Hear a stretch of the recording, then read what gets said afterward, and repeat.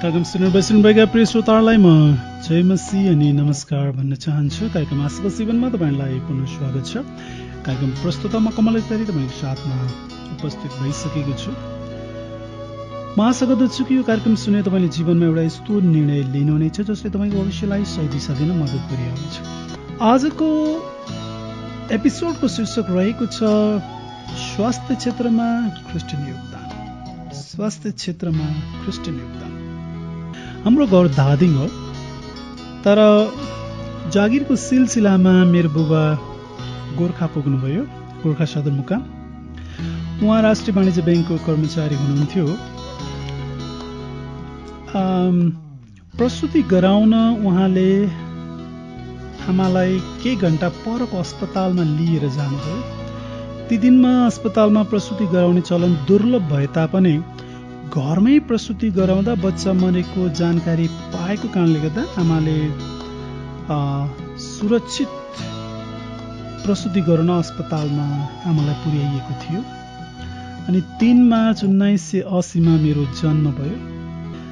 अनि मेरो जन्म एउटा अस्पतालमा भएको थियो, जुन अस्पतालको नाउँ रहेको छ आम पिपल अस्पताल। यो गोर्खामा छ।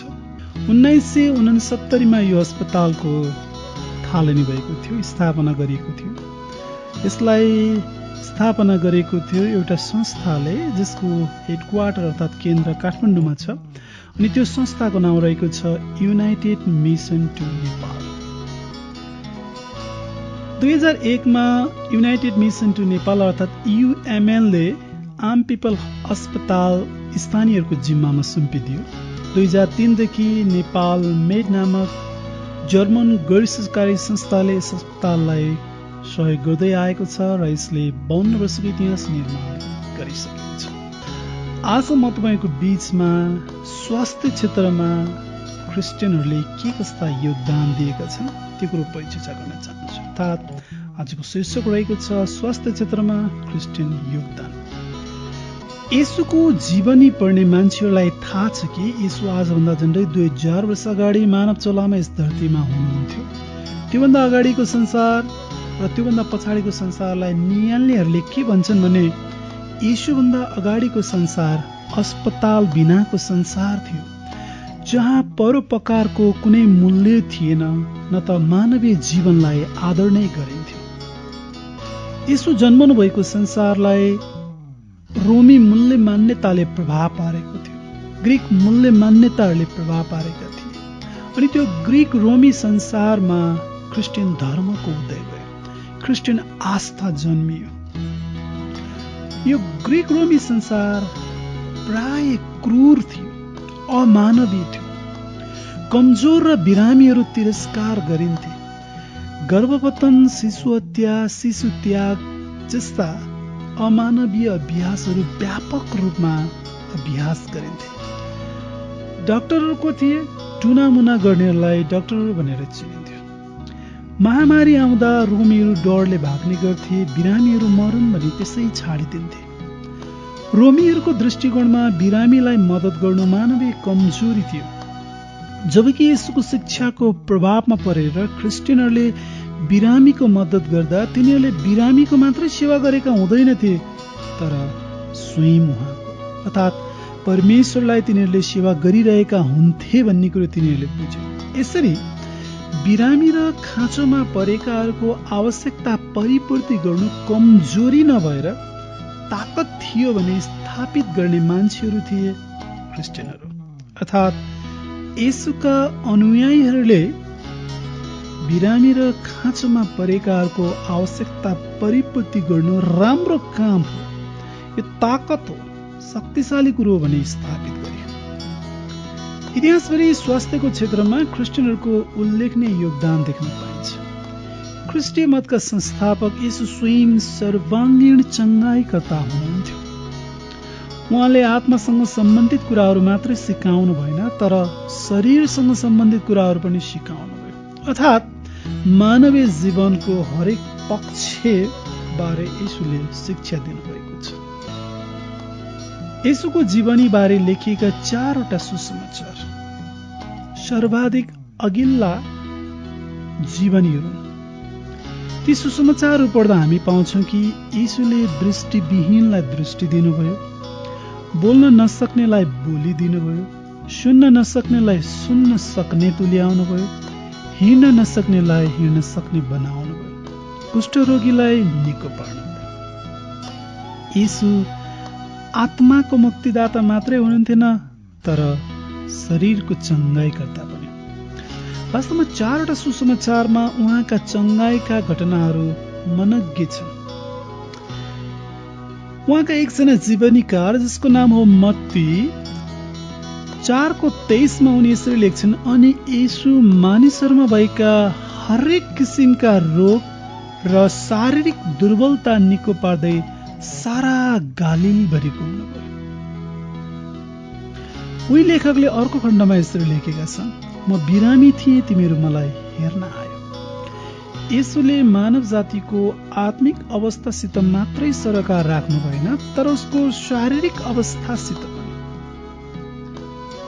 येशूले भन्नुभएका वचनहरू प्रभावशाली ठहरे।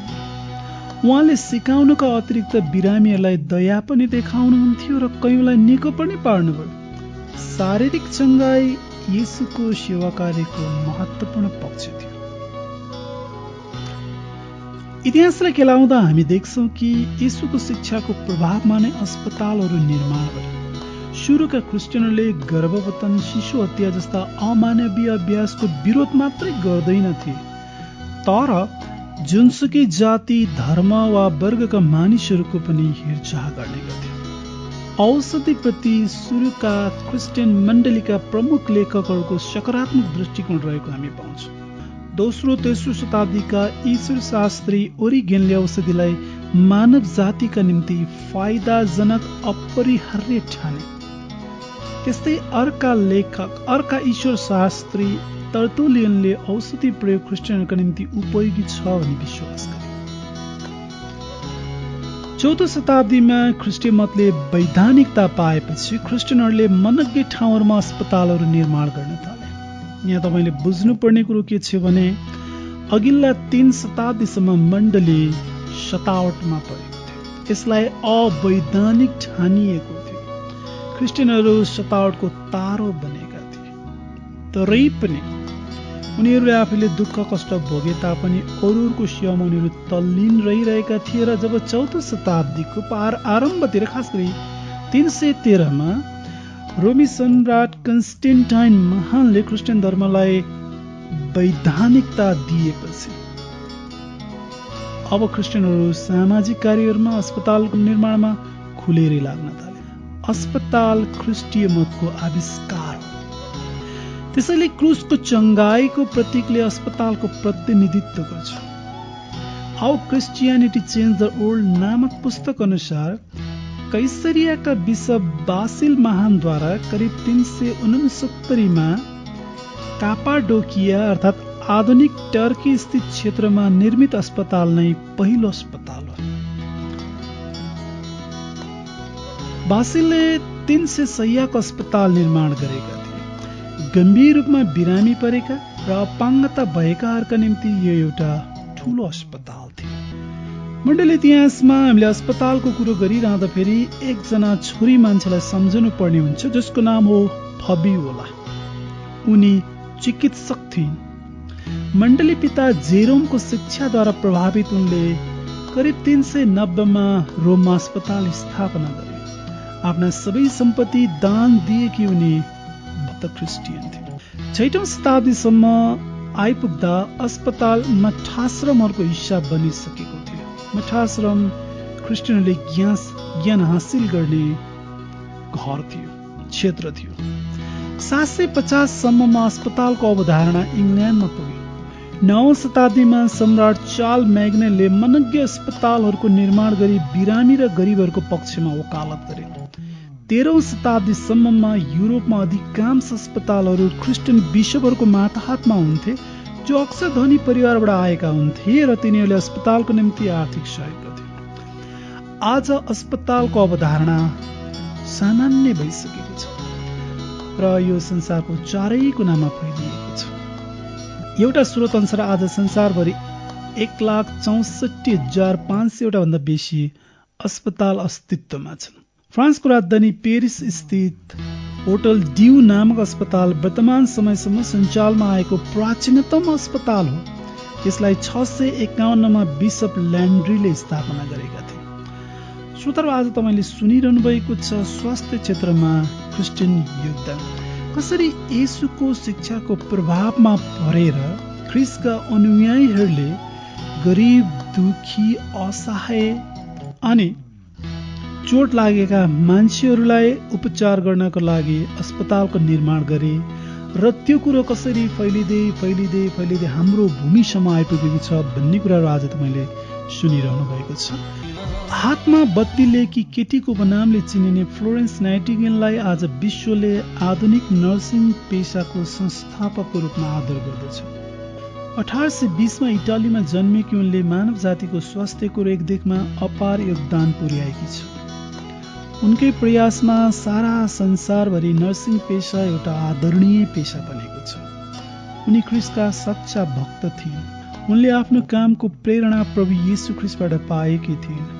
आफ्नो सम्पूर्ण सेवालाई नाइटिङ्गेलले एउटै वाक्यमा उचित तौरले सारांशमा ल्याएकी छन्। उनी भन्छन्, स्वर्गको राज्य भित्रपट्टि छ, तर यसलाई हामीले बाहिर पनि ल्याउनु पर्छ। नाइटिङ्गेलको जन्मदिनको अवसर पारेर 12 मेमा संसारभरि अन्तर्राष्ट्रिय नर्सिङ दिवस मनाइन्छ। 1822 मा फ्रान्समा जन्मेका लुई पास्चर एक भक्त क्रिस्चियन थिए। पास्चर फ्रान्सका रसायनशास्त्री साथै सूक्ष्म जीवशास्त्री हुन्। रोगका कारण र रोकथाममा तिनले आविष्कार गरेका अवधारणाहरूले लाखौं मानिसको ज्यान बचाएका छन्। रेबिस, भ्यागुते रोग, सांघातिक खटिरा जस्ता थुप्रै घातक रोगहरूको विरुद्धमा तिनले खोपहरूको विकास गरे। निसन्देह मानव जीवन बचाउनको लागि पास्चरले सर्वाधिक योगदान पुर्याए।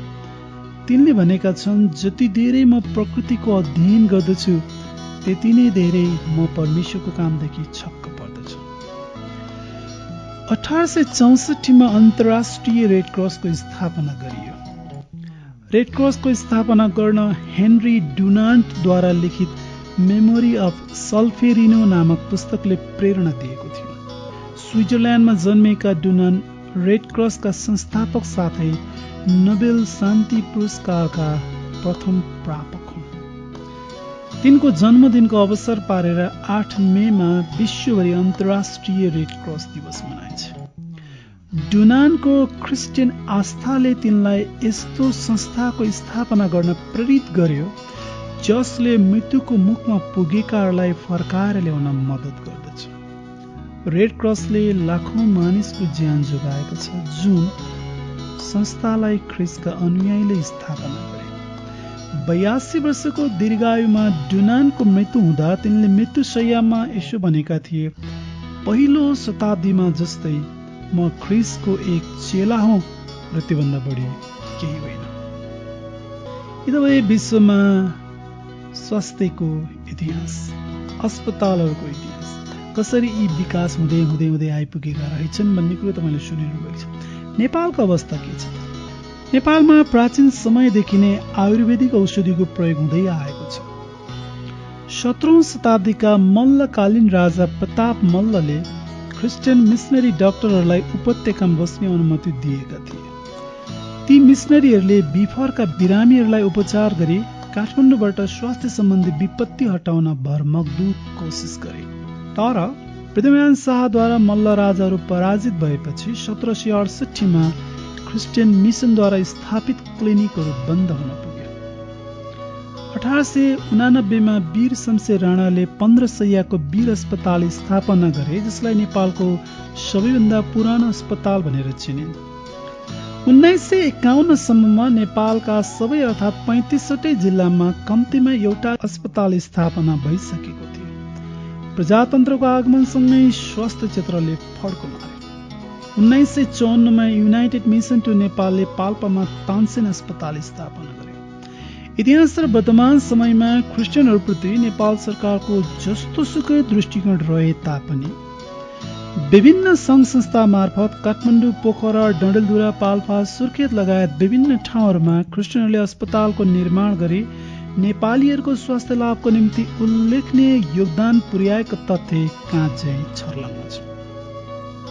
इतिहासकार साथै उपन्यासकार पाउल मायरले एउटा किताबको प्रस्तावनामा लेखेका छन् कि येशूको शिक्षाले सामाजिक रूपान्तरणमा खेलेको भूमिकालाई उनले छर्लङ्ग पारिदिएका छन्। उनका अनुसार प्राचीन संसारमा उहाँका शिक्षाहरूले नैतिकताको पाशविक स्तरलाई माथि उठाए, शिशु हत्या रोके, मानवीय जीवनको मूल्यलाई वृद्धि गरे, स्त्रीहरूलाई मुक्त गरे, दास प्रथा निर्मूलन गरे, परोपकार र राहत सम्बन्धी संस्थाहरू जन्माए, अस्पतालहरूको सृजना गरे, अनाथालयहरूको स्थापना गरे र स्कुलहरू खोले।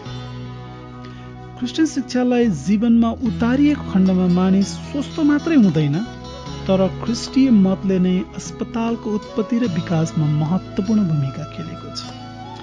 प्रभु येशूको उदाहरण र शिक्षाले पास्टर, पुजारी, सन्त, नर्स, मिसनरी, डाक्टरहरू साथै मनज्ञ सर्वसाधारणलाई संसारका हरेक देशमा स्वास्थ्य लाभको माध्यम बन्न प्रेरित गरेको छ। चाहे आज तपाईँ क्लिनिकमा गएर औषधि किन्नुहोस् वा अस्पतालमा गएर आफ्नो रोगको लागि उपचार गर्नुहोस्। अनि यो धारणाको लागि येशू र उहाँको शिक्षा अनि उहाँका अनुयायीहरूप्रति हामी सधैँ ऋणी नै छौँ। येशूले मानव जातिप्रति जुन दृष्टिकोण राख्नुभयो, क्रिस्टका अनुयायीहरूले त्यो दृष्टिकोणलाई पछ्याए, फलस्वरूप यस्तो संस्था जन्म नपुग्यो जसलाई हामी अस्पताल भनेर भन्छौँ। र आज अस्पतालको उदयको कारणले गर्दा मान्छेको आयु मात्रै बढेको छैन, तर मृत्युको मुखमा पुगिसकेका मान्छेहरू पनि फेरि दशकौं वर्षसम्म जिउनको लागि सक्षम हुनुहुन्छ। त्यसैले प्रिय मित्रहरू, क्रिस्चियन शिक्षाले अस्पतालको उदय मात्रै गराएको छैन, तर यसका शिक्षाहरूलाई हामीले पालन गर्दाखेरि हामी आफै पनि स्वस्थ जीवन जिउन सक्छौँ। यो कार्यक्रमबारे तपाईँको कुनै जिज्ञासा वा सल्लाह सुझाव छ भने तपाईँले अप्ठ्यारो नमानिकन हामीसँग सम्पर्क गर्न सक्नुहुन्छ। हाम्रो कार्यक्रमको नाउँ रहेको छ आशाको जीवन। कार्यक्रममा साथ दिनुहुने सम्पूर्ण श्रोताहरूलाई धेरै धेरै धन्यवाद छ। फेरि भेट्ने आशाको साथ कार्यक्रम प्रस्तुता म कमल अधिकारी तपाईँबाट बिदा हुन चाहन्छु। परमेश्वरले तपाईँ सबैलाई प्रशस्त मात्रामा आशिष दिनुभएको छ। धन्यवाद साथै जय मसीह।